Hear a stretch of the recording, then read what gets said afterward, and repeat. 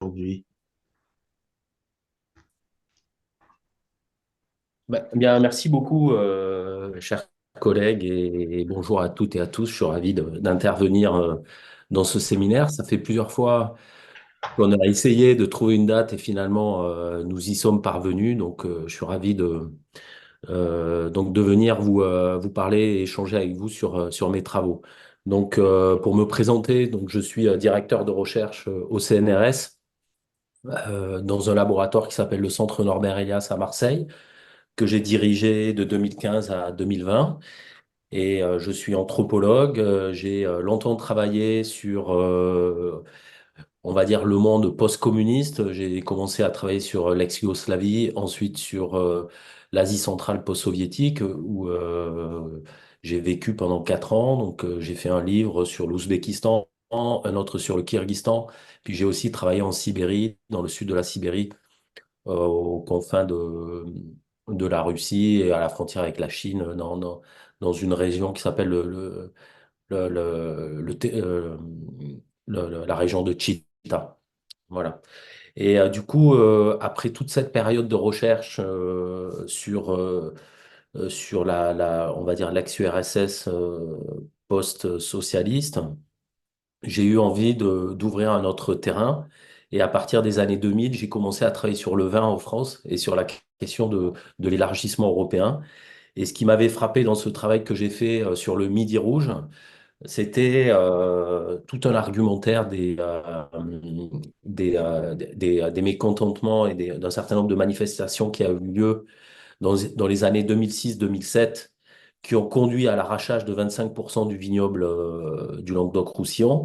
C'était des manifestants qui stigmatisaient la mondialisation et demandaient plus de protection de la part de l'Europe et de la France. Et donc je me suis dit que le vin était un bon prétexte et une bonne manière de penser le rapport de la France à la mondialisation et à la globalisation. Et c'est dans ce contexte-là que je me suis intéressé à la Chine, parce que dans les années 2000, il y avait une situation très paradoxale dans le domaine de l'économie du vin. C'était un vin, on va dire, issu de l'agro-industrie et des caves coopératives du Midi notamment que j'ai étudié, qui était plutôt en difficulté. Et une autre partie de l'économie qui touche plutôt à ce qu'on appelle les vins fins ou les vins de distinction, donc les vins de Bordeaux, les vins de Bourgogne, qui connaissaient une explosion au niveau des prix. Et donc j'ai commencé à travailler en Bourgogne et à Bordeaux au début des années 2000, et tout le monde me parlait de la Chine, avec une fascination en disant, voilà, c'est le prochain Eldorado, c'est absolument extraordinaire ce qui se passe. Et donc, on constatait une explosion des prix et un engouement très prononcé.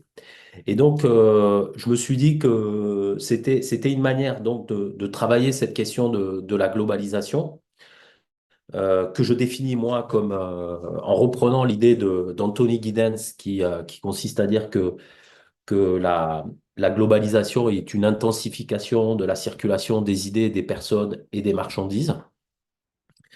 Et que dans ce contexte-là, j'ai décidé de lancer un projet ANR qui s'appelait La vie politique des marchandises, qui réunissait une dizaine d'anthropologues qui travaillaient sur des sociétés différentes, mais qui avaient le point commun d'être en relation avec la Chine.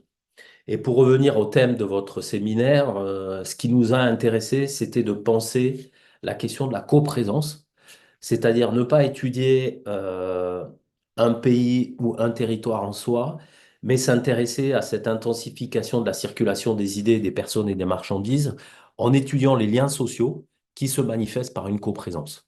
Donc cette coprésence dans le monde du vin, elle se manifeste par l'arrivée de clients chinois en Bourgogne et à Bordeaux, par l'arrivée d'investisseurs qui commencent à acheter des propriétés viticoles en France et en Europe. Et de l'autre côté, une présence française très importante à Hong Kong, qui est devenue le Global Hub pour l'économie mondiale du vin, et les grandes villes chinoises pour la consommation du vin, mais aussi dans les régions viticole chinoise. Donc cette coprésence, elle se manifeste à la fois sur l'aspect de la consommation, mais aussi sur l'évolution et la transformation de la production. Donc j'ai mené une enquête ethnographique un peu compliquée du coup, puisque j'ai fait ce qu'on a appelé une enquête et un terrain multisitué, multisite. Donc j'ai travaillé longuement en Bourgogne et à Bordeaux, comme je l'ai dit, mais aussi à Hong Kong. Euh, Parce que, comme je l'ai dit, Hong Kong est un territoire déterminant dans l'économie mondiale du vin, notamment avec l'organisation des ventes aux enchères des vins de collection, mais aussi l'organisation d'un certain nombre de manifestations, et notamment le, salon, le plus grand salon des vins qui s'appelle Vinexpo, qui est organisé par la Chambre de commerce de Bordeaux, mais qui a décidé dans les années 2000 d'organiser une année sur deux son salon à Hong Kong. Voilà, et j'ai travaillé dans différentes parties de la Chine, donc dans des grandes villes comme Shenzhen, Pékin, Shanghai, mais aussi dans les territoires viticoles chinois, donc plus particulièrement dans le Shandong, qui est là, on va dire, une des régions historiques pour la production du vin, mais aussi dans le Ningxia. Et malheureusement, j'ai pas pu aller dans le Xinjiang, même si je le souhaitais, j'ai jamais réussi à obtenir une autorisation. Voilà.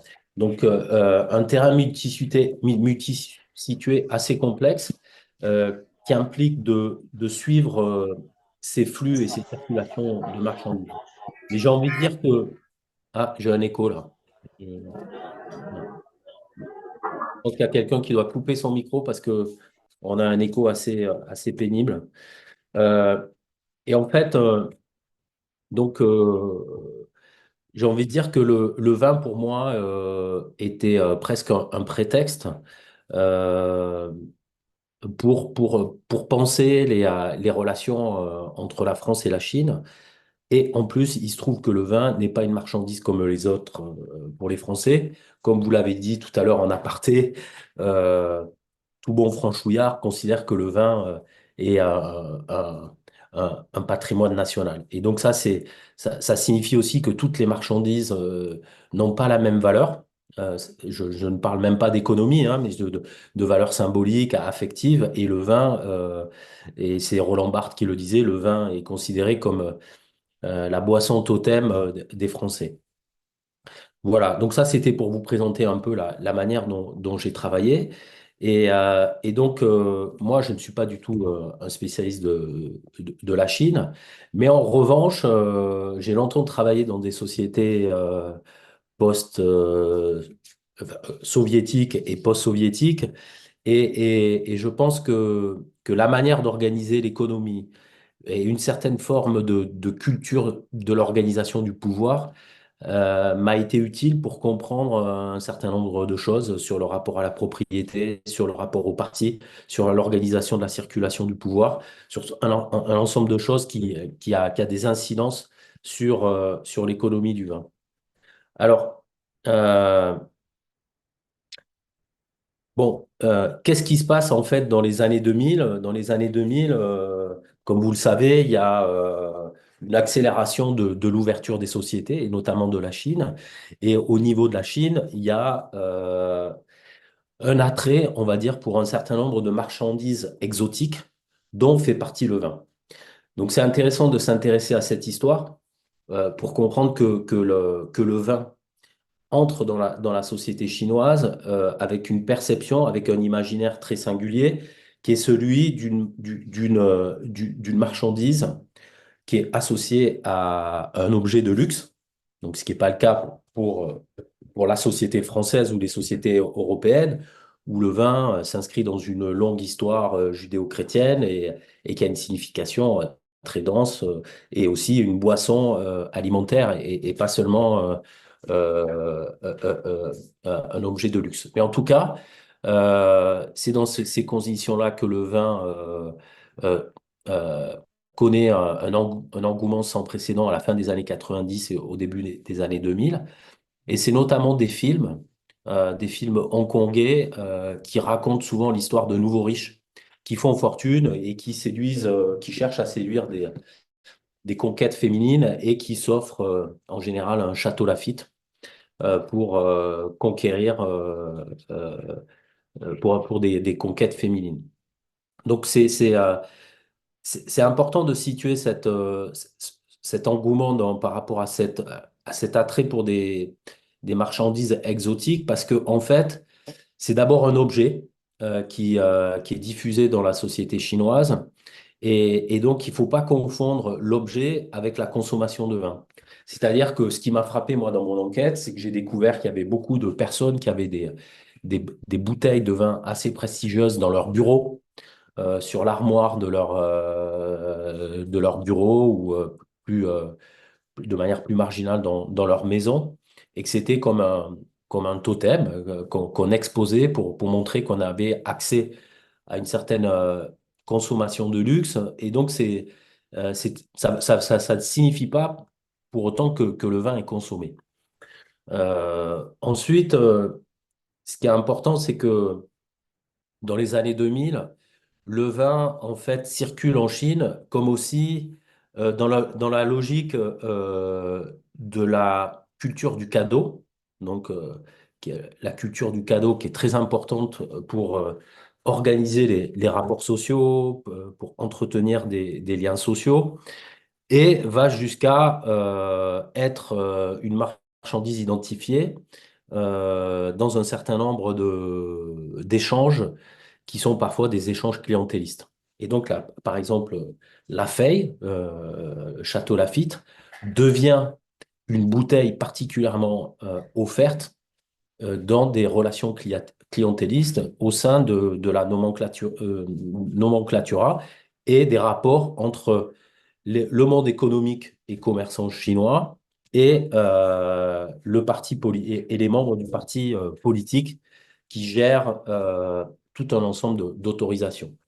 Donc en fait, ces rapports clientélistes euh, renvoient justement à une organisation de l'économie que j'ai bien connue dans l'espace post-soviétique et qui détermine une manière d'organiser les rapports sociaux et une manière de pouvoir euh, progresser dans la hiérarchie sociale en dehors des logiques classiques qu'organisait auparavant le Parti communiste chinois. Alors, avant de parler plus précisément de ça, il faut que je revienne sur Hong Kong, parce que Hong Kong est un territoire qui a joué un rôle très important dans la diffusion du vin. Je l'ai dit à travers le film, mais aussi à travers un territoire qui, dans les années 90 et 2000, est très fréquenté par certains membres du Parti communiste chinois, mais aussi par ce qu'on a appelé les nouveaux riches chinois qui viennent à Hong Kong euh, pour aussi découvrir un certain nombre de pratiques sociales, des pratiques d'échange, que ce soit les pratiques vestimentaires, les pratiques de la table. Et j'ai beaucoup travaillé sur on va dire, des intermédiaires, des personnes qui souvent étaient hongkongais, mais ayant vécu avant longtemps en Chine continentale et qui étaient des sortes de traducteurs et de guides qui accompagnaient ces nouveaux riches chinois dans des restaurants et dans des lieux comme les ventes aux enchères, des vins ou au salon Vinexpo.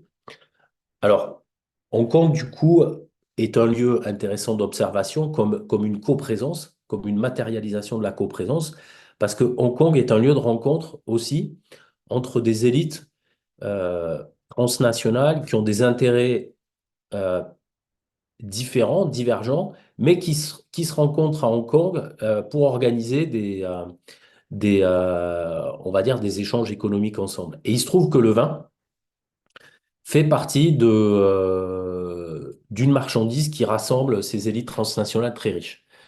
Donc en fait, et ça je ne savais pas au départ, en m'intéressant au vin de Bordeaux et de Bourgogne, je me suis retrouvé dans des dégustations de vins très prestigieux, donc des plus grands vins de Bourgogne ou des plus grands vins de Bordeaux, ou assister à ces dégustations à la fois des hommes d'affaires français, anglais, américains, des Hongkongais et des Chinois qui partageaient ensemble des vins fins avec ce sentiment d'accéder à quelque chose de très singulier et en même temps faisaient des affaires ensemble à l'échelle mondiale avec un imaginaire et une cosmologie économique très différente.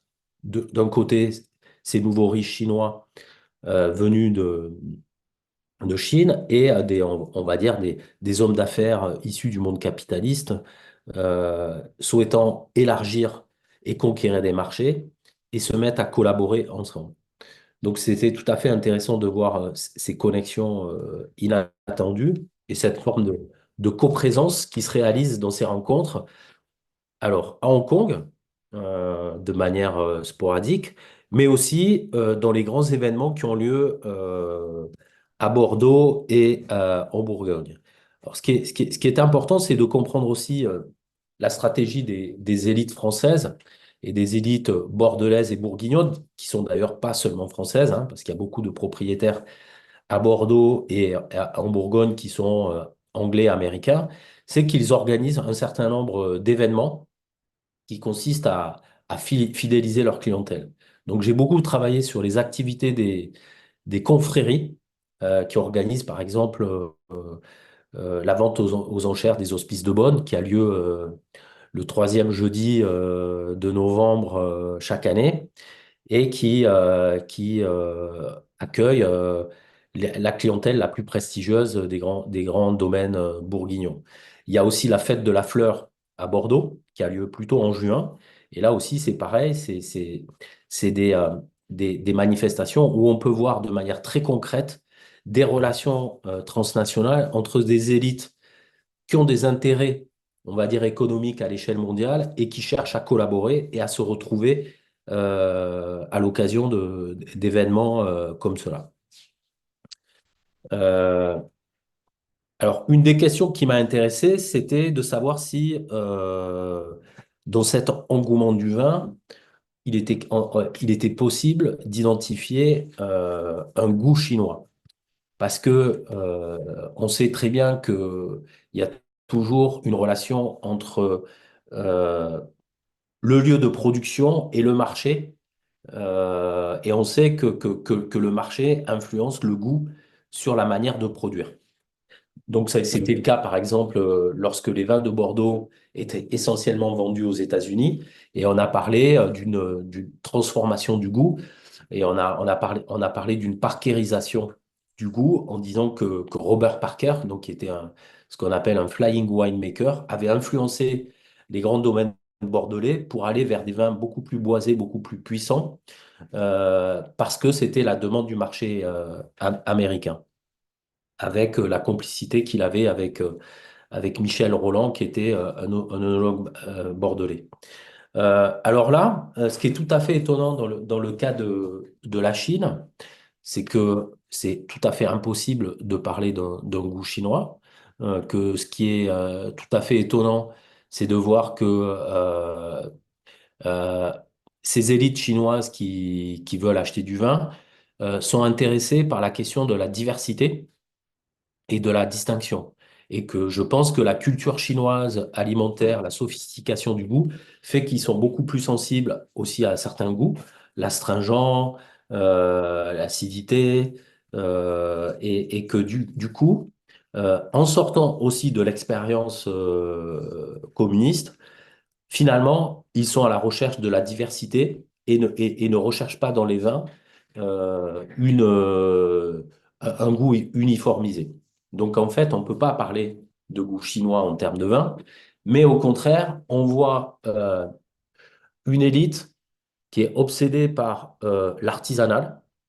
J'ai beaucoup travaillé donc, et j'ai beaucoup observé des Chinois qui viennent acheter en Bourgogne et qui viennent acheter à Bordeaux, et très sensibles à l'écologie avec tout un discours sur le corps, en disant, ben voilà, nous, pour nos enfants, la prochaine génération, il faut vraiment qu'on fasse attention à ce qu'on mange, à ce qu'on boit, et avec cette idée que le vin est plutôt bon pour le corps.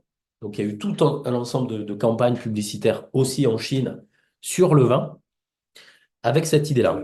Alors cette fois-ci, ça ne vient pas des élites économiques dont je parle, mais ça vient plutôt d'un discours du Parti communiste chinois qui doit lutter contre les ravages de l'alcoolisme et qui décide finalement, dans les années 2000, de faire la promotion du vin en disant, bah voilà, en fait, le vin, c'est peut-être une alternative au baijiu et au ravage de l'alcoolisme en Chine, et on va pousser nos élites à adopter le vin en pensant que le vin, qui est plutôt associé à une boisson de distinction, à une manière sophistiquée de le boire, va pousser les élites chinoises à adopter d'autres pratiques et d'autres mœurs.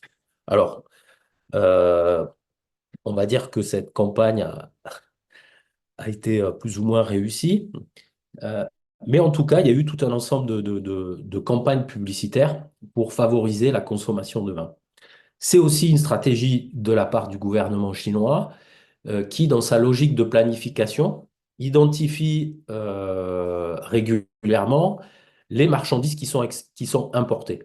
Et donc, dans la perspective chinoise dans les années 2000, c'est de dire, bon, nous allons favoriser la consommation de vin, mais en même temps, nous allons favoriser la production de vin en Chine, parce que aujourd'hui, 70% de la consommation de vin en Chine est importée. Et donc, c'est à partir de ces années-là qu'il y a un volontarisme politique de la part de la Chine pour lancer une production intensive de vin et le développement de vignobles et une intensification des vignobles dans le Shandong, dans le Hebei, dans le Ningxia, dans le Xinjiang et aussi dans le nord du Yunnan, dans les contreforts du Tibet. Euh, donc, c'est intéressant de voir qu'il y a en fait la confrontation de deux logiques différentes. D'un côté, on va dire un engouement de consommation qui vient de la population, on va dire très, très favorisée, puisque la consommation de vin en Chine est quand même très faible, hein. Euh, je pense que c'est 2 litres, 2 litres par an et par habitant, alors que nous, on est à 30, 38 litres par habitant et par an. Et cette consommation de vin concerne, on va dire, une élite urbaine plutôt jeune et associée au monde des affaires.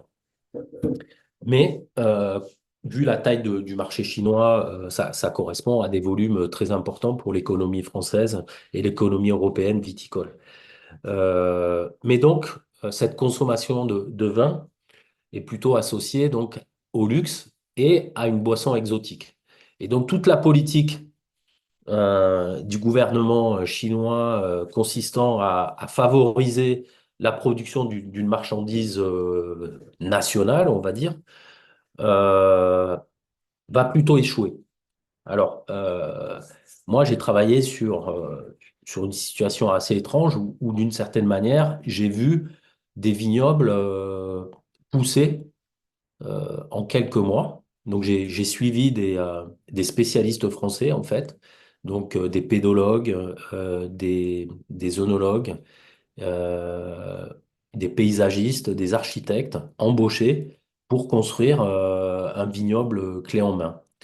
Donc, j'ai passé pas mal de temps dans le Hebei, dans le Shandong, à étudier ça et à suivre ces Français qui étaient, euh, qui étaient embauchés par des Chinois. Alors, ce qui est étonnant, c'est cette question voilà, il y a cette logique de dire, bon, finalement, on veut faire du vin. On a identifié que le vin dans le monde, c'est la France, mais plus particulièrement Bordeaux. Et donc, enfin, dans les premières années, au début des années 2000, donc la plupart des gens que je croisais venaient de Bordeaux et étaient des personnes qui étaient associées à Bordeaux ou qui avaient travaillé à Bordeaux.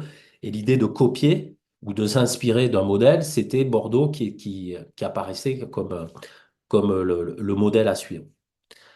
Euh, Alors, c'est cette question de la, je sais pas s'il faut parler de copie ou d'inspiration, mais c'est très intéressant de voir comment les choses à la fois s'inspirent d'une réalité et en même temps s'en émancipent.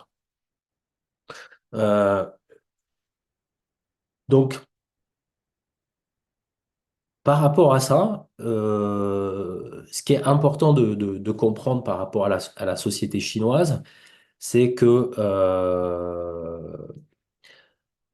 comme il n'y a pas de propriété privée, le rapport à la terre est très différent de chez nous.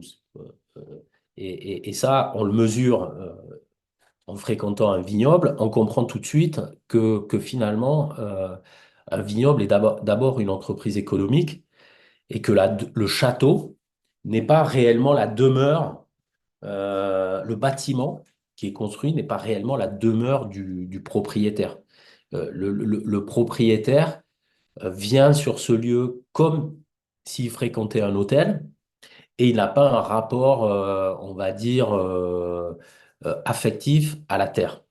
Donc ça, ça, je pense que c'est très important parce que ça m'a permis de comprendre que en fait, les gens qui achetaient et qui étaient en train de faire un vignoble, finalement, c'est avant tout des promoteurs immobiliers qui avaient souvent fait fortune dans l'immobilier urbain et qui étaient à la recherche de baux dans les espaces ruraux et qui obtenaient de la part du gouvernement qui incitait à la viticulture, qui obtenaient des baux pour construire en fait des domaines viticoles qui étaient en fait des espaces touristiques, hein, où il y avait à la fois des hôtels, des espèces de petites maisons à louer et en général un restaurant qui accueille des mariages avec une fausse église à côté du restaurant pour toutes les cérémonies qu'accueillait ce genre de domaine viticole en Chine. Ce qui est intéressant aussi, c'est la cave.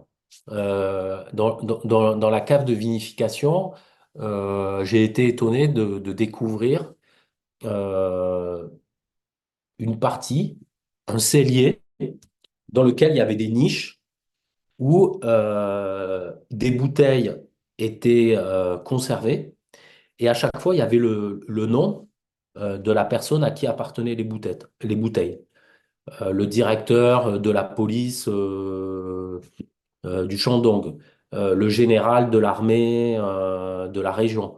Et en gros, il y avait, c'était comme si le propriétaire du domaine euh, affichait son réseau. Euh, et donc ça c'est une particularité chinoise qu'on voit qu'en Chine, hein.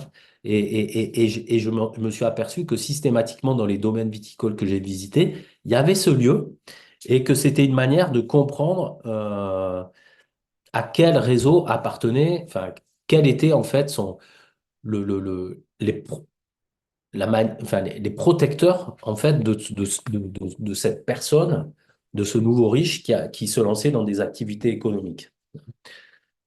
Donc en fait, c'était un affichage de son guanxi, quoi. Une autre particularité, c'est que finalement, dans la manière de faire du vin, la viticulture, c'est une forme très poussée de la domestication de la nature, puisque les rangs bien alignés sont l'illustration d'une manière de penser le rapport de l'humain à la nature. Et donc, la monoculture viticole telle qu'on la connaît aujourd'hui en Europe, c'est un phénomène relativement récent, puisqu'avant, l'agriculture était plutôt en polyculture et il y avait des petits vignobles partout sur le territoire français, par exemple. Et c'est que on va dire que l'hyperspécialisation des régions date du XXe siècle et l'accélération de l'agro-industrie viticole date des années 60-70 en Europe. Et là, ce qui est intéressant, c'est que les Chinois, enfin en tout cas le gouvernement chinois, favorise l'émergence de domaines viticoles avec un rapport à l'espace totalement différent. Donc j'ai vu des domaines viticoles de 400 hectares avec le domaine viticole sur lequel j'ai passé pas mal de temps dans le Shandong. Il y avait 20 châteaux sur le domaine viticole et avec l'idée que, bon, aujourd'hui on fait du vin, mais s'il y a une autre orientation politique, on est capable d'enlever la viticulture et d'en faire autre chose. Mais ce qui est important, c'est d'avoir la maîtrise d'un territoire, d'avoir un bail sur, sur ce territoire et d'en tirer une influence politique et économique.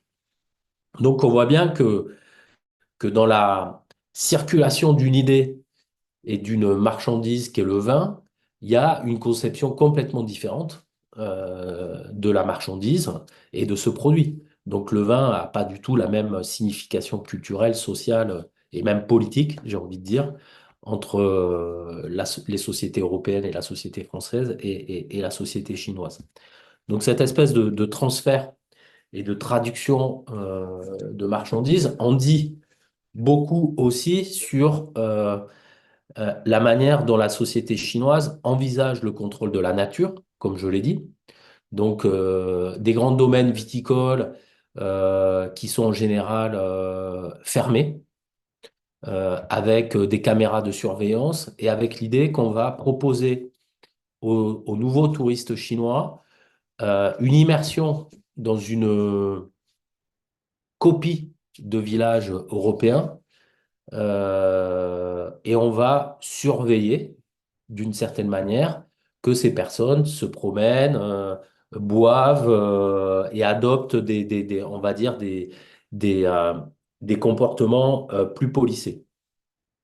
Ça, c'est la logique qui est affichée. Ça ne veut pas dire que ça fonctionne, mais en tout cas, euh, il y a dans le domaine, dans l'émergence de ces domaines viticoles, l'idée aussi de l'accueil d'un tourisme intérieur chinois et dans la volonté de développer d'autres formes de rapports sociaux et d'autres manières, euh, on va dire, plus policées dans la manière de boire. L'autre chose qui m'a étonné dans ces domaines viticoles, c'est la présence d'un musée. En fait, chaque domaine viticole a l'obligation d'avoir un petit musée et c'est intéressant de voir la manière dont se construit un récit sur justement cette question d'abord de l'origine. Alors souvent, il y a l'idée qu'il y a une présence très ancienne de la viticulture. Donc ça commence souvent par l'idée que, en fait, souvent le territoire chinois aurait été le berceau de la viticulture avec la route de la soie, et même voire bien avant. Et après, il y a l'évocation euh, de l'expérience coloniale, notamment dans le Shandong, avec la présence des comptoirs coloniaux, la présence des Allemands dans cette région, et l'idée d'une revanche à prendre aujourd'hui. Et ça m'a vraiment frappé dans une idée que la manière dont les Chinois sont en train de s'approprier un certain nombre de marchandises et même la production de marchandises correspond à une revanche sur l'histoire et cette volonté de montrer au monde qu'ils sont capables de construire, de fabriquer des marchandises de valeur. Ça, c'est quelque chose de très fort avec cette idée de dire, ben voilà, mais en fait, on peut nous aussi fabriquer de grands vins. Euh, alors,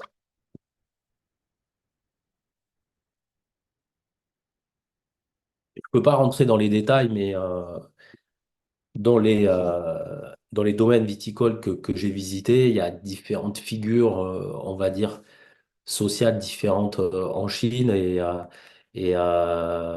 il faudrait, pour être plus précis, il faudrait faire une distinction entre différentes formes on va dire, d'acteurs économiques. Mais je voudrais quand même, puisque je vois qu'il me reste que 5 minutes, euh, vous parler de la présence chinoise en France, pas seulement à travers la consommation. En tout cas, à travers la consommation, ce qui se passe, c'est que à partir des années 2008, les clients chinois pour Bordeaux et pour la Bourgogne deviennent les premiers clients. Et donc, on voit une attention très, très forte de la part des vignerons français pour recevoir cette clientèle, pour être attentifs à leur pratique, à leur manière d'envisager les choses et les recevoir dans de bonnes conditions. Ensuite, je me suis intéressé à un engouement qui a été assez court, en fait, sur l'achat de domaines viticoles à Bordeaux. Donc, en fait, il y a des années 2010 à 2020, enfin jusqu'au Covid, et même peut-être un peu avant, il y a une centaine de châteaux qui ont été, donc une centaine de domaines viticoles qui ont été achetés par des Chinois. Alors, ce que les Bordelais appellent chinois recouvre en fait une réalité un peu plus complexe. Donc, il y a à la fois des investisseurs hongkongais, des Chinois du Chinese mainland. Et, euh, et donc, parmi ce groupe-là, euh, il y avait clairement des gens qui avaient une stratégie on va dire, d'extraversion du capital. Donc, des personnes qui avaient fait fortune dans différents domaines en Chine et qui s'achetaient une propriété viticole à l'étranger avec l'idée de sécuriser une partie de leur patrimoine en sortant de l'argent de Chine. Donc ça a créé un boom. Et donc, je le disais, il y a à peu près 150 châteaux qui ont été achetés à Bordeaux. Et après, et au moment du Covid, ce phénomène a été stoppé et avec carrément une répression qui s'est manifestée contre ce type de personnes qui ont été accusées de corruption.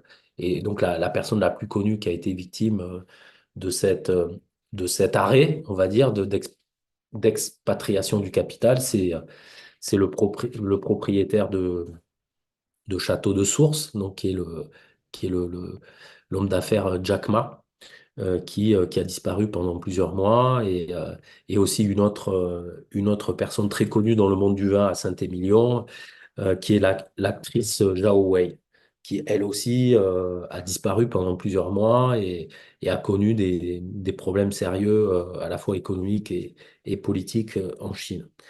Voilà. Donc euh, pour revenir à cette question de coprésence, en fait, sur 10 ans, il y a eu, parce que finalement, l'enquête que j'ai menée s'est déroulée sur 10 ans, il y a eu à la fois un engouement très très fort au départ, et puis une sorte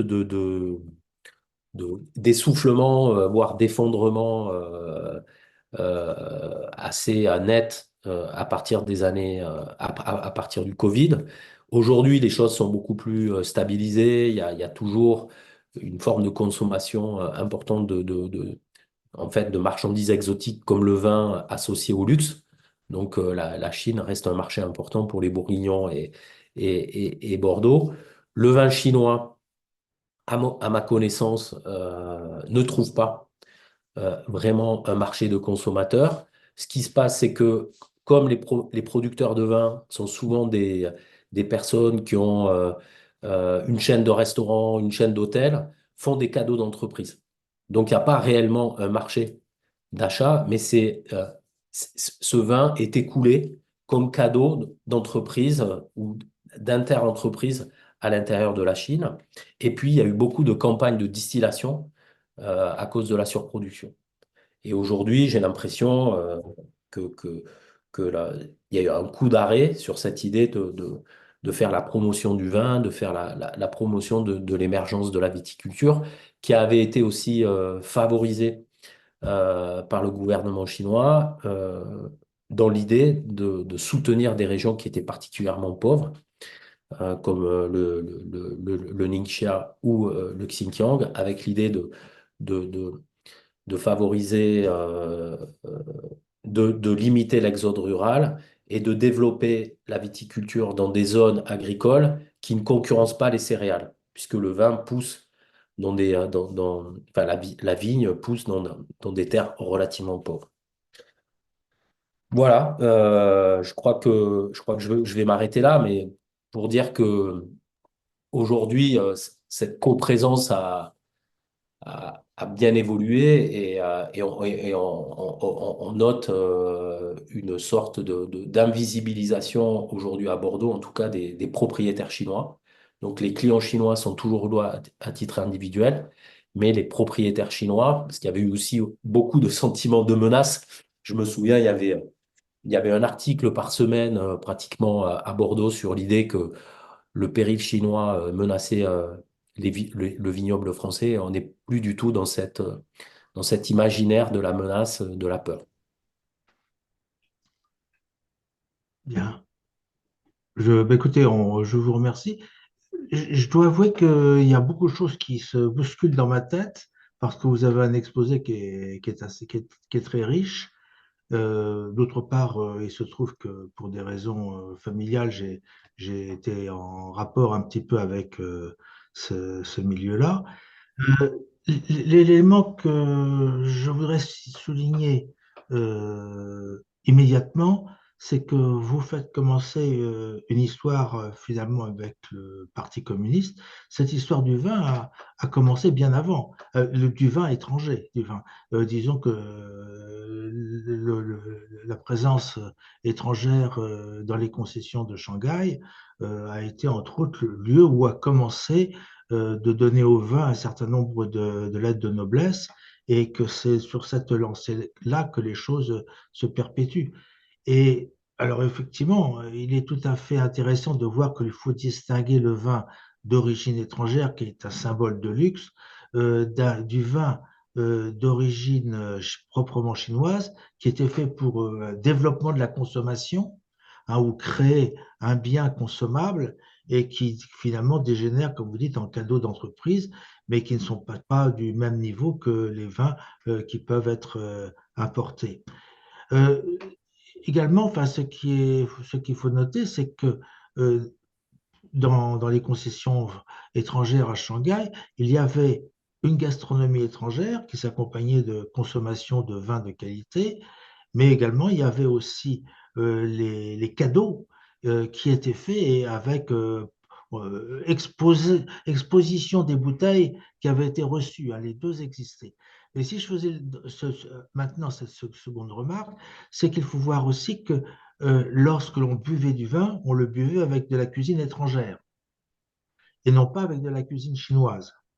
Or, vraisemblablement, je pense qu'une des raisons de l'absence de succès d'une viticulture chinoise, c'est que les vins, très rarement, peuvent bien accompagner la cuisine chinoise.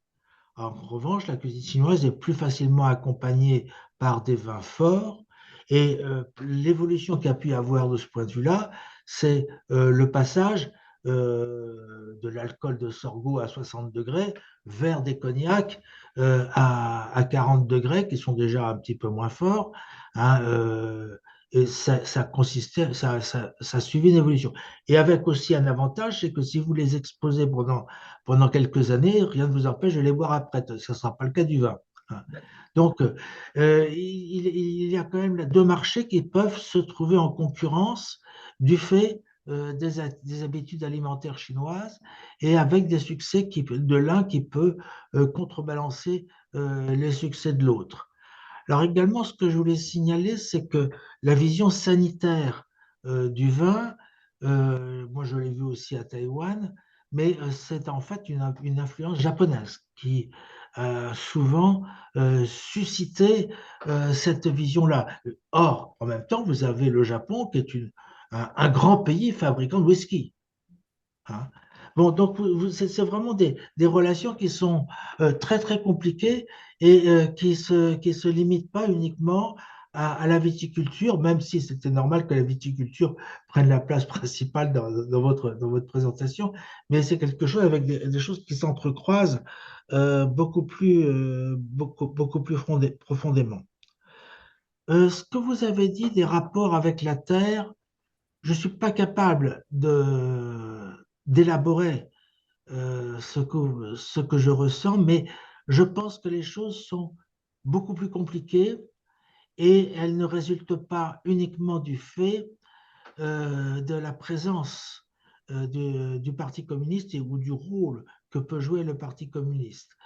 Si vous voulez, il y a quand même quelque chose qui est tout à fait remarquable, c'est qu'après la période, enfin, après l'arrivée de Deng Xiaoping au pouvoir à la fin des années 70 et dans les années qui ont suivi, vous avez eu les paysans ont été capables de ressortir des titres de propriété, hein, qui en fait devaient avoir disparu. Et cette affirmation de la propriété sur un certain nombre de terrains, c'est quelque chose qui, en dehors des milieux urbains, hein, par la force des choses, perdure jusqu'à aujourd'hui. Et donc l'organisation économique, en même temps que l'organisation sociale que vous pouvez voir à travers les grands régimes viticoles, vous avez, dirons-nous, ce que j'appellerais des couches d'ensaisonnement. C'est-à-dire que vous avez le bailleur, le bailleur premier, qui peut être un paysan ou une famille paysanne, qui l'a loué à une autorité locale qui le loue. Donc vous avez un étagement comme ça des droits Mm. et cet étagement des droits, de façon tout à fait intéressante, ne nous ramène pas à une société modernisée par le Parti communiste, mais à une société ancienne, archaïque et féodale. Donc, ce rapport à la terre, il est, à mon sens, beaucoup plus compliqué que ce que l'on peut voir. C'est pas simplement des grandes entreprises qui acquièrent ou bien qui obtiennent des bourses. Il y a quand même aussi quelque chose derrière que je suis incapable de mieux élaborer que ces petites choses que je viens de lancer ici. Alors, il y a aussi une chose que je... Oui, vous avez parlé de copie et d'inspiration. Vous savez, il y a un autre mot qui est le mot apprentissage, hein, ce que font les gosses. Ils copient, s'inspirent, et prennent leur liberté à partir de ça. Hein, donc, c'est un processus, à mon sens, tout à fait. Alors, pourquoi j'insiste sur ce fait, c'est que, en fait, la vision euh, qui est souvent celle des personnes qui voient la Chine de l'étranger, c'est que c'est un pays de copieurs. Donc, je suis très sensible à l'usage de ce mot et ces copies, elles apparaissent dans un processus, comme je dis, un processus d'apprentissage. C'est à peu près les remarques que je pouvais faire comme ça.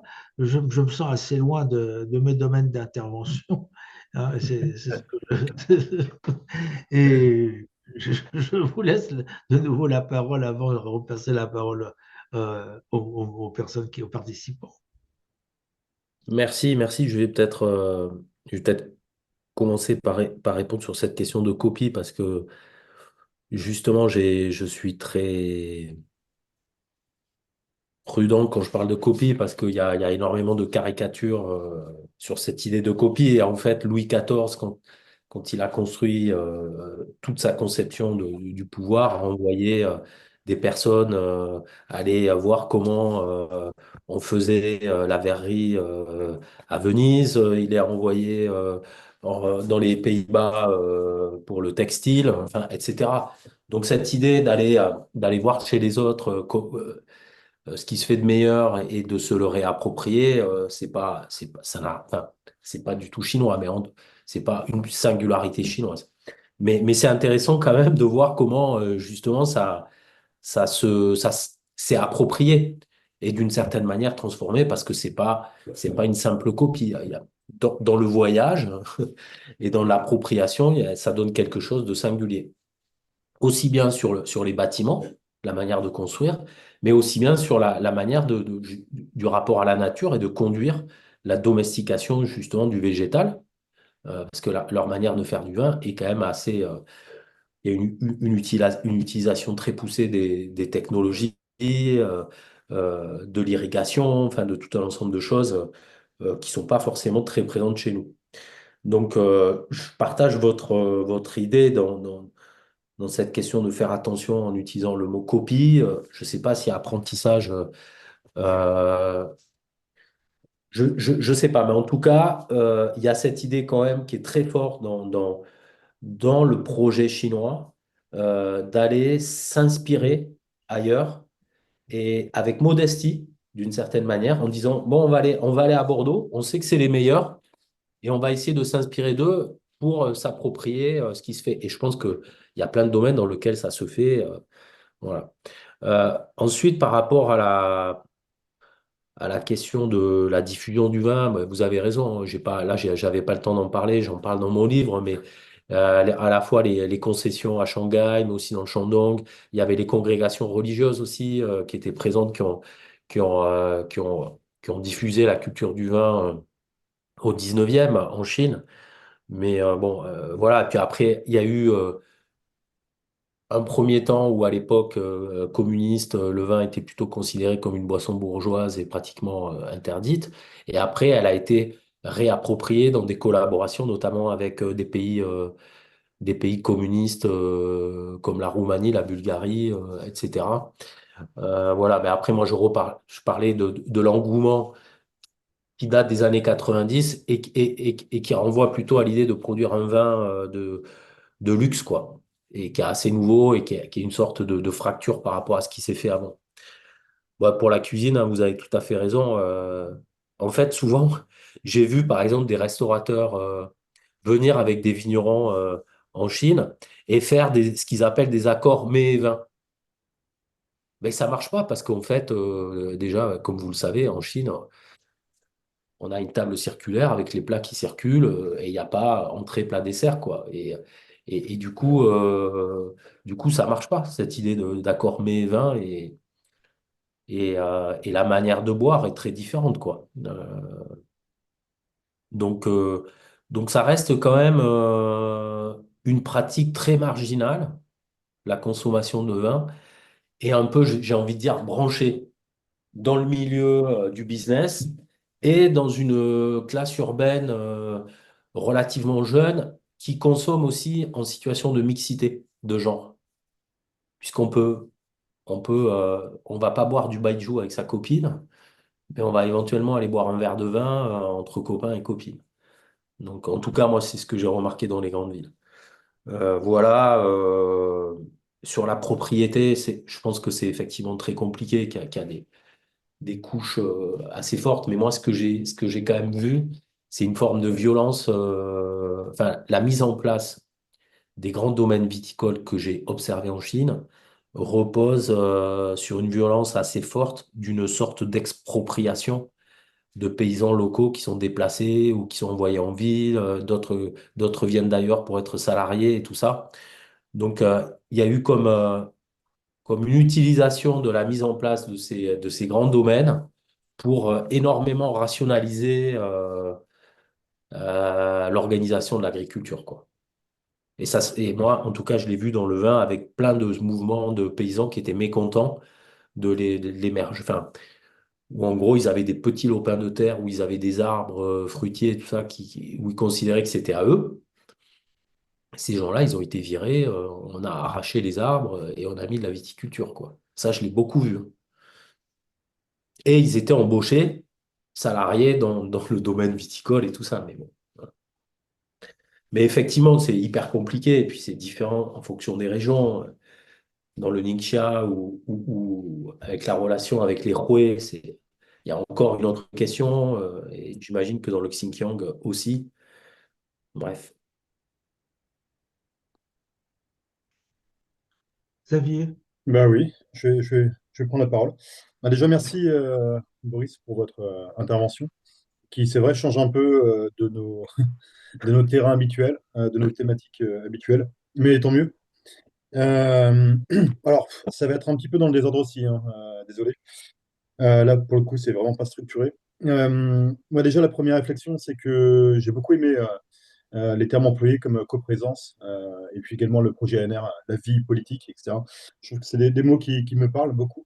Enfin, nous, on parle évidemment plutôt de produits chinois en Afrique, mais on peut faire l'équivalence, l'analogie. Donc, ça m'a rappelé également une mini-recherche que j'avais menée sur les idéaux chinois dans le football européen. Et en fait, on a un peu ce côté, bah, je vais reprendre des mots en anglais, mais Désolé pour les anglicismes, mais show off. Il faut montrer, quoi. Il faut se montrer, il faut montrer, il faut également se dévoiler parfois.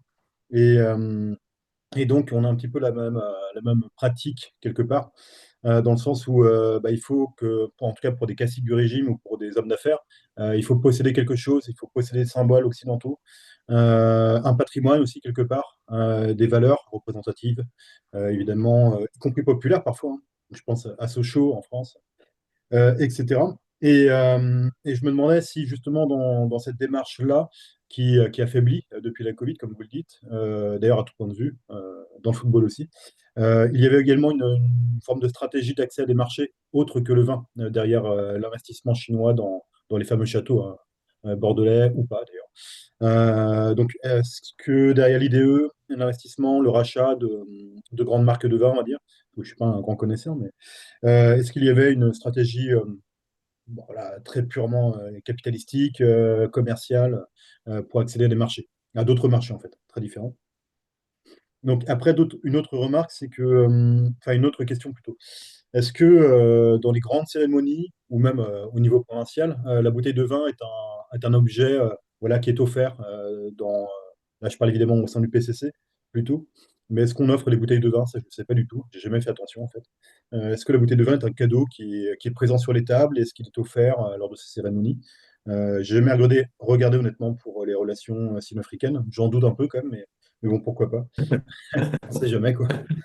Euh, bah, dans ce cadre-là, juste pour finir sur l'Afrique, est-ce que, il y a une forme d'exportation en fait du petit savoir-faire chinois, ou en tout cas du capital chinois dans ce domaine viticole en Afrique? Est-ce que vous avez déjà vu ça à travers des articles ou des discussions, des échanges?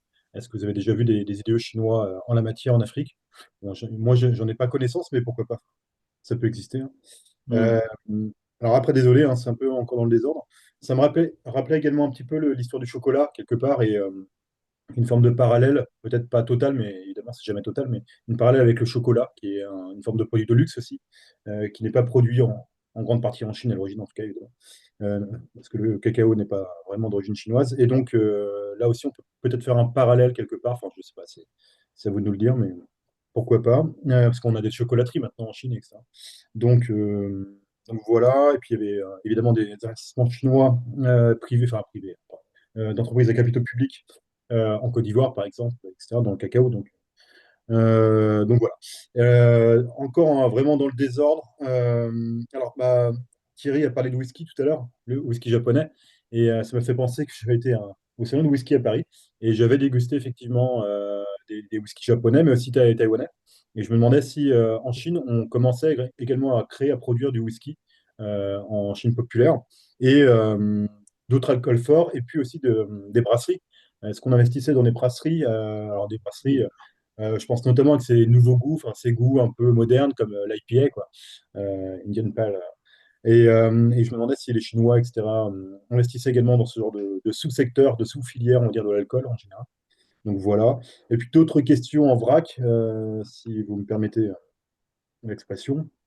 Bon, on sait bien que la, la production viticole est quand même assez polluante en général. Est-ce qu'on a des niches, des marchés de niche comme le bio, l'organique, des choses qu'on voit évidemment apparaître en Europe depuis quelques années? Est-ce qu'en Chine, on a également ça, éventuellement? Et puis, ah oui, deux dernières questions. Une de géographe. Est-ce qu'on a une cartographie un peu bah, des parcelles rizicoles, lapsus. Des parcelles viticoles en Chine? Est-ce que ça a été cartographié par quelqu'un? Je n'en sais rien. Pour voir un petit peu l'extension en fait hein, de l'emprise au sol. Et puis une autre question qui est liée en fait aux deux thématiques, donc Chine en France et France en Chine. Euh, bah, dans le marché du luxe, dans le marché du football aussi, on voit des clubs de foot ou des grandes marques de luxe françaises qui se sont installés en Chine, qui ont développé des magasins, des lignes, bon, bref, des représentations, on va dire. Est-ce qu'on a également ça dans le domaine du vin, des grands domaines, Lafite, là, par exemple, qui auraient ouvert des magasins spécifiques ou des formes de bureaux de représentation, en quelque sorte, à Shanghai, à Pékin ou ailleurs? Bon, voilà, désolé pour le côté un peu désordonné des questions et des remarques.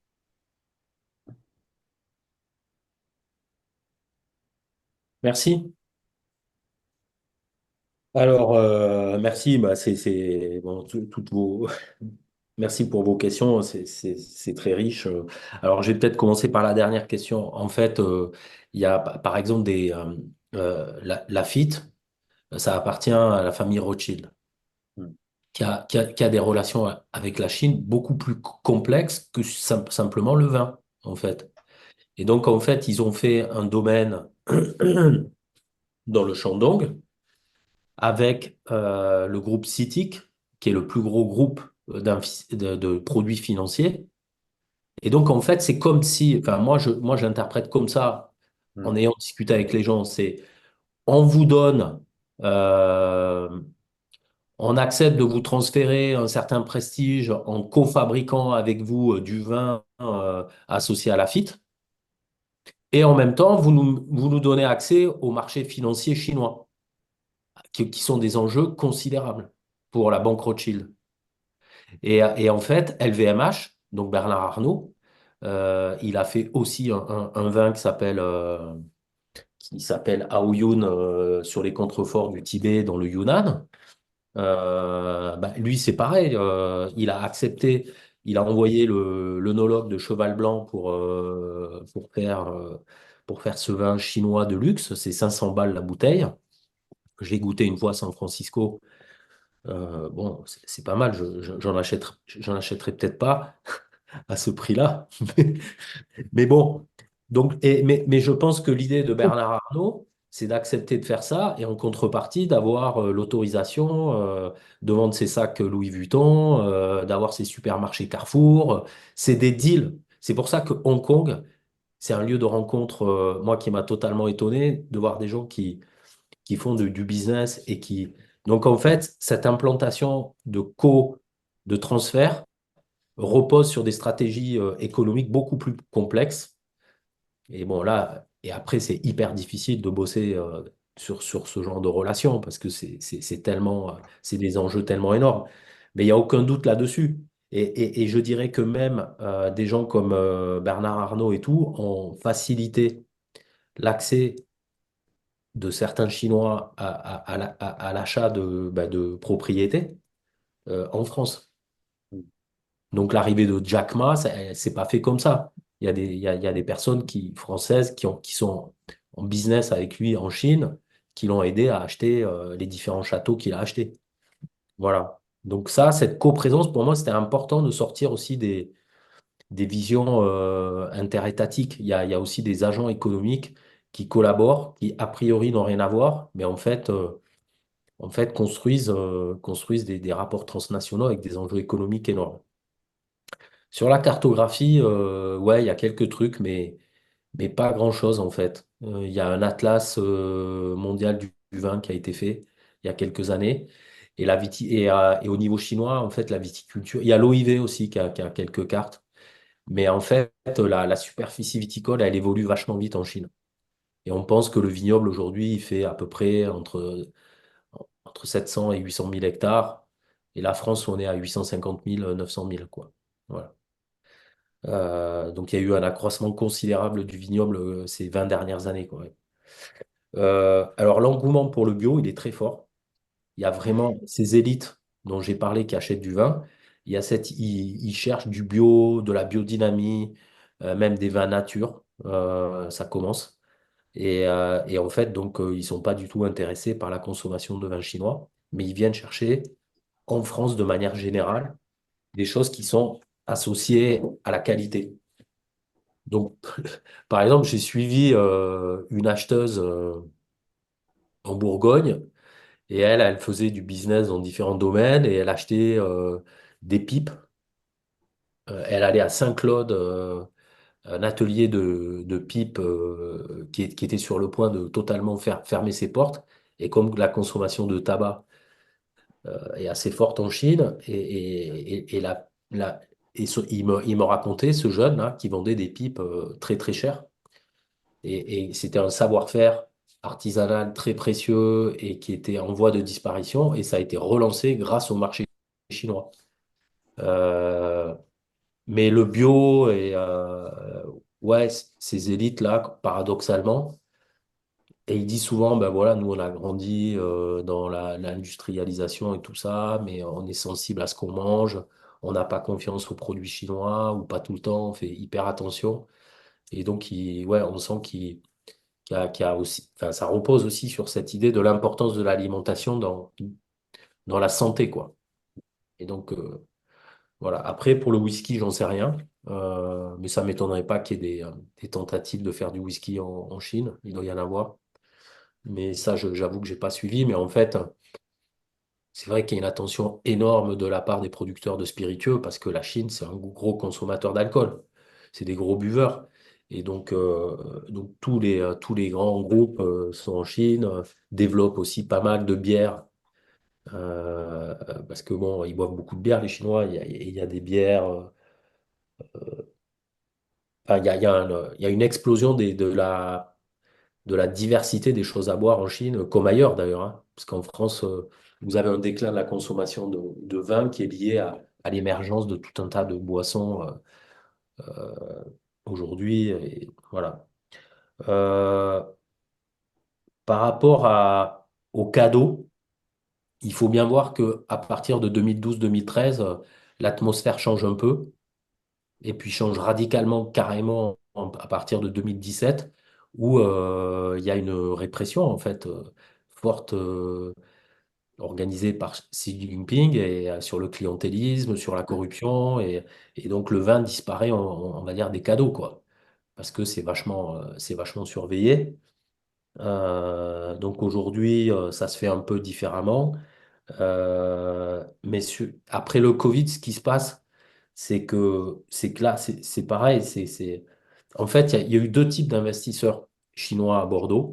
Il y a le profil Jack Ma, qui est, on va dire, allez, on va dire un acteur économique, et le profil Shanyu, qui est une grosse entreprise d'État qui achète du vin à Bordeaux, qui devient propriétaire d'une marchandise qui est très prisée sur le territoire national et ils savent que ça va être importé. Donc, autant que ce soit une entreprise chinoise qui possède du vin à Bordeaux et qui l'importe en Chine.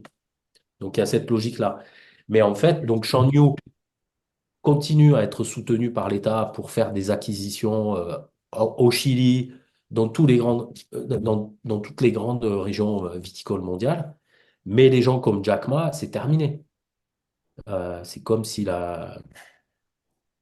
ils sont très surveillés, ces gens-là, et en fait, c'est terminé. Donc, il y a une reprise des acteurs étatiques de ces logiques.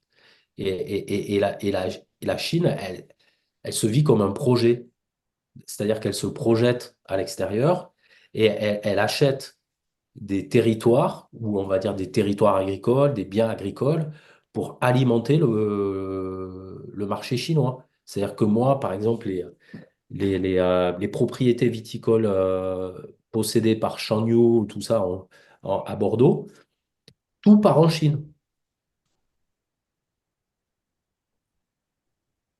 Voilà. Donc en fait, il y a eu un changement qui n'est pas lié au Covid, en fait, qui est lié à un changement de conception politique et une mise sous surveillance de tous ces acteurs économiques qui avaient une certaine liberté dans l'investissement, qui aujourd'hui ont disparu.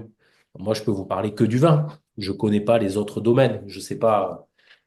J'ai l'impression que ça renvoie plus à une vision euh, d'encadrement des acteurs économiques à l'extérieur et une volonté de les surveiller, quoi. Voilà, je ne sais pas si j'ai répondu. Oui, Si, merci. Catherine, juste avant de vous passer la parole, je voudrais revenir sur ce qu'a dit Xavier. Il a fait une comparaison entre le chocolat et le vin. Parce oui, qu'il faut voir que ce sont deux produits qui, climatiquement, sont difficiles à conserver. ouais, Autant vous pouvez éventuellement avoir une bouteille de vin chez vous en France qui vieillirait pas trop bien, trop mal si vous la mettez pas à la cave.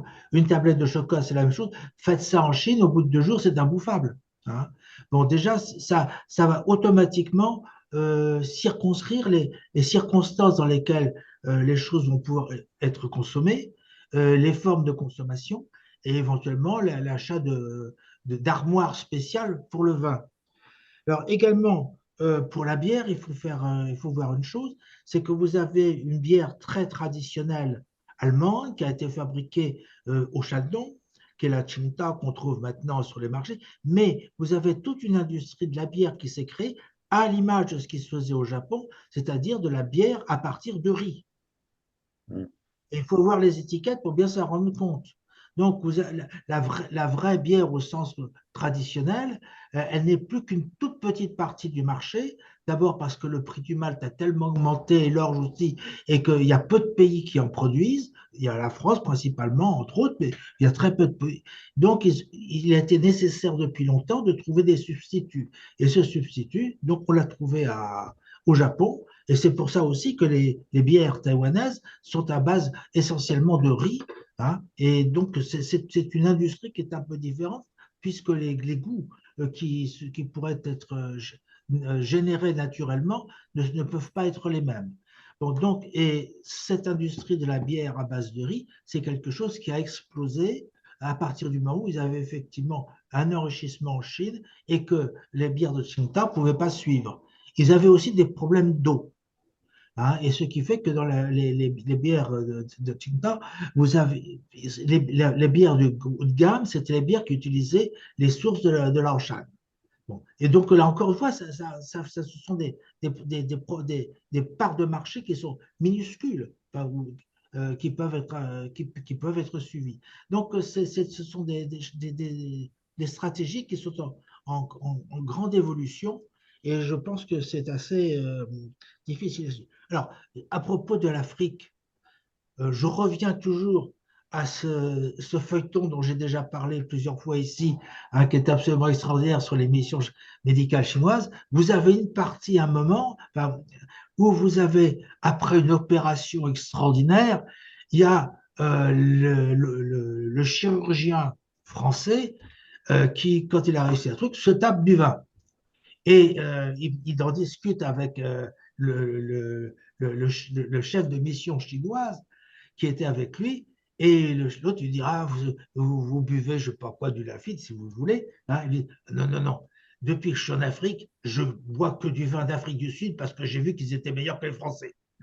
Donc, si vous voulez, même dans les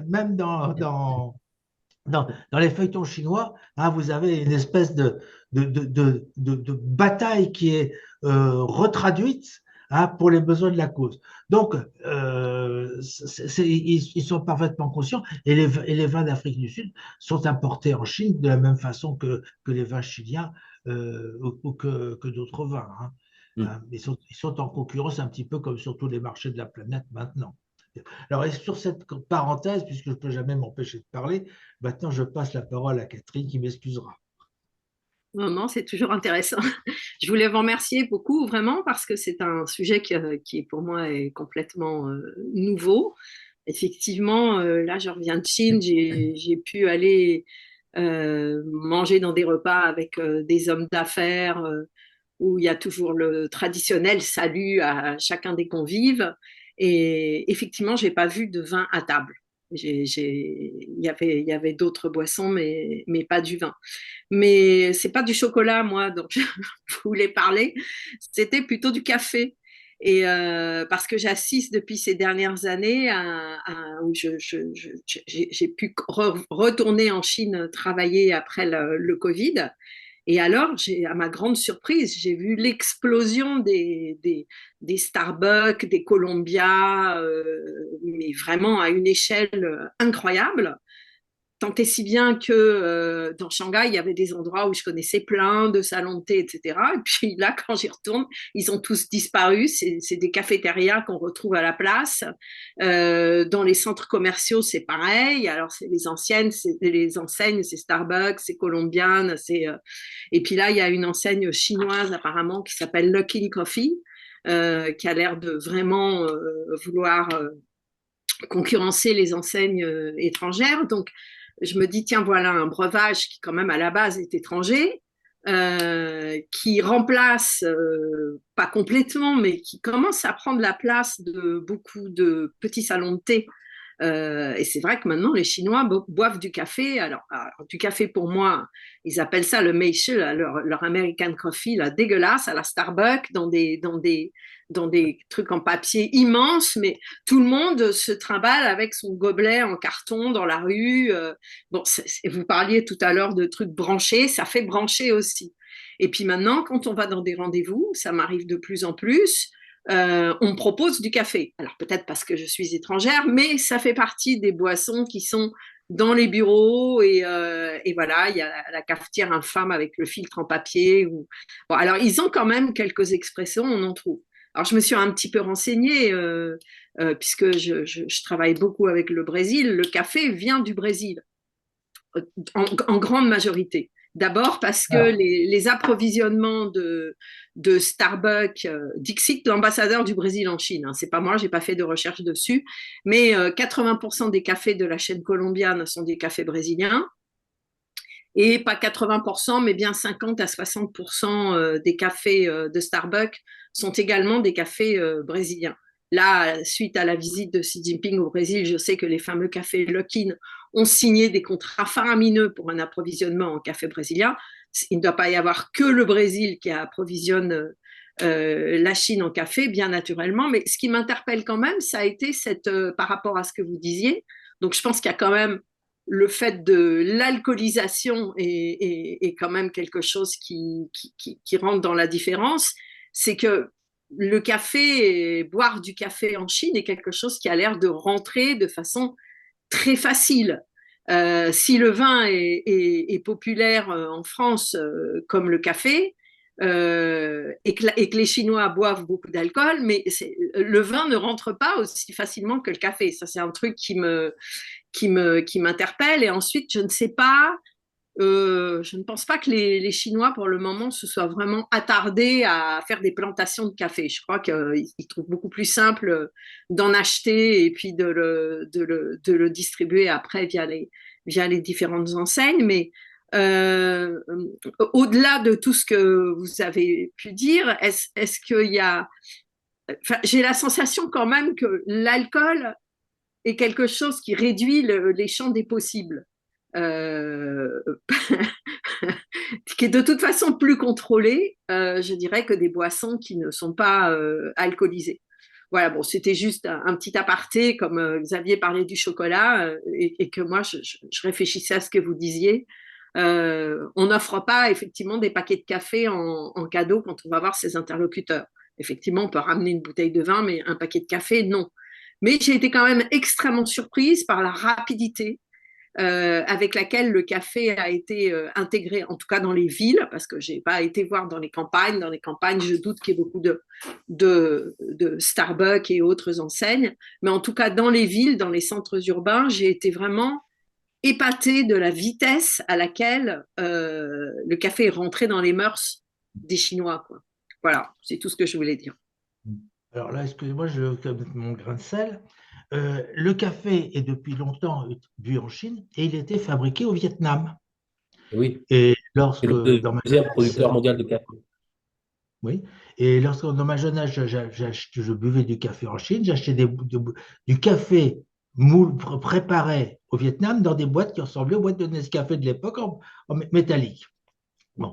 Mais également, il y a un type de café qui a toujours eu la cote, et ça depuis très longtemps, c'est le Blue Mountain de Jamaïque, qui était considéré comme étant le top du top, hein. Bon, donc, c'est quand même quelque chose qui est arrangé dans le même rayon que le Château Lafite, etc. Donc, des produits de luxe, mais des produits de luxe qui sont là depuis finalement assez longtemps. Alors, excusez-moi, je vous passe la parole, Brice. Oui, alors en fait, ce qui est intéressant, c'est de voir comment certains produits alimentaires sont adoptés ou rejetés en fait. Et donc on sait par exemple que sur l'histoire des États-Unis, il y a eu l'épisode, ce qu'on a appelé le Tea Party, où en fait c'est des, des Américains qui se sont révoltés contre des bateaux britanniques qui arrivaient chargés de thé. Et à partir de cet épisode politique, les Américains ont cessé de boire du thé et ont adopté le café comme la boisson nationale pour se distinguer de l'empire colonial britannique. On sait que les rappeurs américains ont adopté le cognac aux États-Unis quand ils sont devenus riches et de nouveaux riches pour se distinguer des WASP qui buvaient du whisky. Euh, et du coup, c'est vrai que cette question d'adoption d'un aliment ou d'une boisson renvoie à un imaginaire sur le rapport au corps, sur les rapports interétatiques, voire les rapports postcoloniaux, quoi.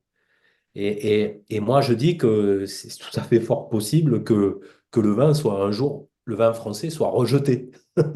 Il y a déjà même eu quelques épisodes de punition de la part du gouvernement chinois pour punir les Français en mettant des taxes super fortes sur les vins. Donc en fait, voilà, il y a à la fois l'attitude des États et puis la population, quoi.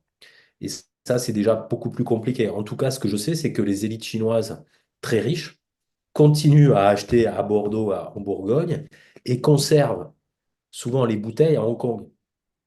Parce que Hong Kong, c'est spécialisé dans la conservation des vins. L'ancienne forteresse coloniale britannique, aujourd'hui, c'est un truc faramineux. Moi, j'ai visité, j'ai oublié le nom.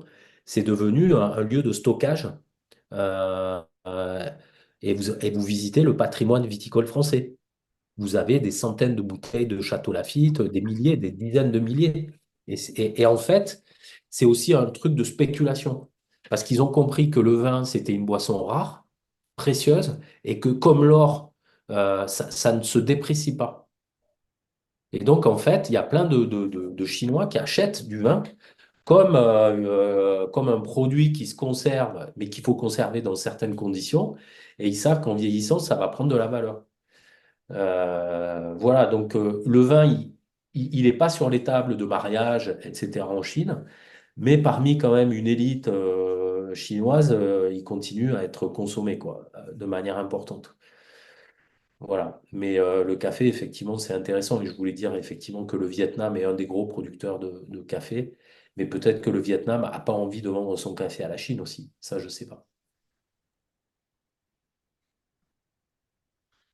Oui, Diego Santalla, vous voulez vous exprimer? Non, je voulais seulement ajouter sur le Luckin Coffee, qui a déjà dépassé la chiffre d'affaires des Starbucks en Chine. Il était fondé en 2017, donc il n'y a pas longtemps. Donc vraiment, moi aussi, moi je suis beaucoup de blogueurs chinois sur les réseaux sociaux. De cette manière-là, j'ai appris les Chinois. Donc ils boivent plus de café et le boom de Starbucks, il était aussi associé à qui a donné à les Chinois un third space. C'était un lieu entre que c'était pas la maison, que c'était pas le travail, où vous pouvez se réunir, travailler, faire d'autres choses. Mais la différence avec Starbucks, avec Luckin Café, c'est qu'ils sont des petits commerces. On ne peut pas s'asseoir, c'est takeaway. Donc voilà, c'est seulement ça, c'est ce que je voulais ajouter, que c'est vraiment impressionnant. La diversité, et aussi on trouve beaucoup de chaînes YouTube des Chinois qui apprennent à faire les cafés des spécialités, comme on dit, et de faire moudre les grains, tout ça. Donc voilà, c'est seulement ça que je voulais ajouter. Oui, on pourrait revenir sur le café. Il faut voir que c'est aussi un symbole de la modernité, hein. La reproduction d'une consommation américaine, parce que ce sont bien des produits à l'américaine, du café à l'américaine contrairement à ce qui était de la consommation du Blue Mountain autrefois, qui était une consommation à l'européenne. Donc là aussi, ça s'oppose. Éventuellement, c'est vous, Catherine, qui évoquiez la disparition des petits salons de thé, hein. Le petit salon de thé, c'est quand même une image assez traditionnelle d'une consommation purement chinoise, hein. Et de l'autre côté, ben, on remplace par une consommation moderne, américanisée, pour des individus plus jeunes. Et le café, à ce moment-là, Starbucks, est forcément emblématique. Oui, je pense Oui. que ça serait un bon sujet de séminaire, le café, entre Ouais. l'Afrique, le De toute Brésil. façon, Voilà, enfin, quand il y a un engouement en Chine sur un produit, tout de suite, ça a des conséquences sur l'organisation mondiale de ces produits parce que c'est un marché tellement immense, quoi. Et c'était fascinant de voir ces viticulteurs français totalement fascinés. Eux, pour eux, c'était l'Eldorado, là, dans les années 2010, et ils se sont considérablement enrichis, quoi. Et c'était fou, ils étaient totalement aveuglés aussi par. Et donc, il y en a qui ont, à Bordeaux, ils ont complètement plongé dans cette logique-là, on va dire. Et en Bourgogne, comme c'est ils cherchent à diversifier leur clientèle et pas être dépendants d'un seul marché. Et Bordeaux, aujourd'hui, il y a énormément de discussions et de débats en disant, ouais, vous avez fait n'importe quoi, vous vous êtes vendu trop, au plus offrant et on aurait dû diversifier nos ventes et continuer à vendre aux États-Unis, en Australie, etc., quoi. Donc en fait, c'est vrai que quand la Chine se met à adopter une pratique alimentaire ou autre, tout de suite, ça a un impact énorme sur sur les pays producteurs, quoi, quelle que soit la marchandise, quoi. Oui, oui, Muriel, Frédéric Burguière, Friedrich. Dans le projet, la vie politique des marchandises, on a un collègue anthropologue qui a bossé sur la moto chinoise en Afrique. Je ne sais pas si vous avez eu l'occasion de discuter avec lui. Ben, Si, si, Giorgio il y a eu Bondo. déjà Oui, un exposé de Kernen, je crois, et comme il s'appelle l'autre Blondo. personne? Giorgio, Pardon. Giorgio Bondo. Giorgio Blondo. Mm. Ah oui, mais je pensais encore à un troisième qui avait fait sa thèse dessus, c'est Ah, Mohamed Khan. non pas Can, Give. Give, oui, pardon, Give. Ouais. Oui, voilà. Oui. Oui, oui, ça, effectivement, on en avait déjà discuté. Oui, oui. Qui souhaite s'exprimer? Bon, apparemment. Oui, non, mais moi, Allez-y, c'était juste Muriel, pour allez-y, Muriel. information. Bonjour à tous. Bonjour. Moi, c'était Oui. juste pour euh, ma culture. Bon, puisque moi, je suis économiste du travail, donc on est un petit peu loin de ces questions-là. Mais c'est toujours très intéressant de se cultiver. C'est un lieu d'échange, donc Eh ben oui, c'est pour ça que j'en ai profité, vois-tu. oui. Qui souhaite intervenir?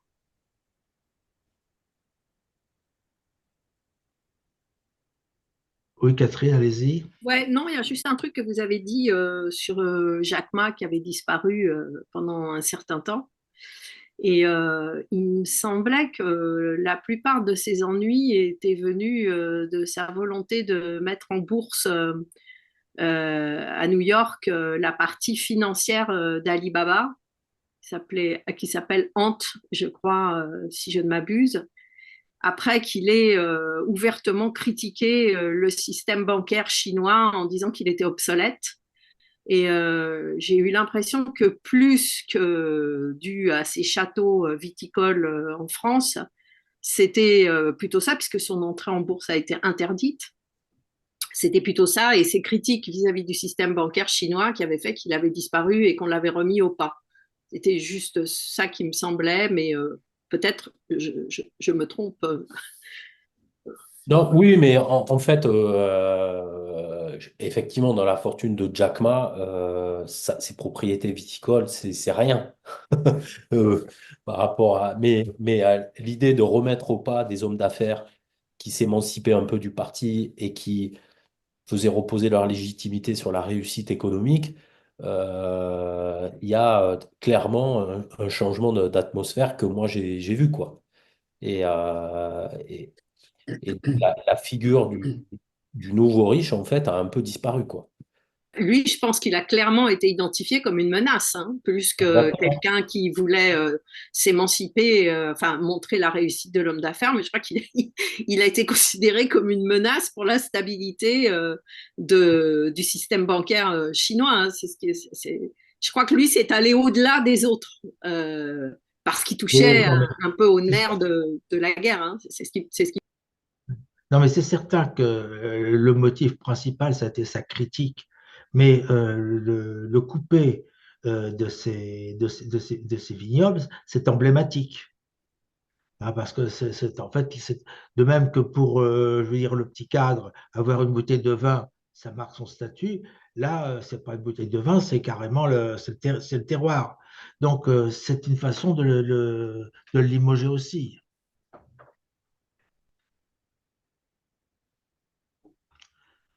Bien, écoutez, si personne ne souhaite intervenir, nous allons remercier Boris pour cette balade hors de nos sentiers battus, hein, qui nous ont permis de changer un petit peu nos discours, hein, et éventuellement qui nous a suggéré de nouvelles pistes, peut-être, pour nos travaux. En tout cas, Boris, merci beaucoup, c'était très aimable. Et puis, je suis heureux que après les déboires de nos rencontres précédentes, on ait enfin trouvé un moment propice, hein, pour vous écouter. Donc, vous voyez que j'ai mis derrière moi la couverture du livre, hein, pour vous rappeler que ce livre est toujours disponible. C'est un gros bouquin, hein, mais c'est un bouquin très riche, comme vous avez pu le voir. Bien. Merci, Merci Boris. beaucoup. C'est très Merci à vous. gentil. Merci. Merci. Au Et revoir. bonne journée à Au tous. revoir. Au revoir tout le monde.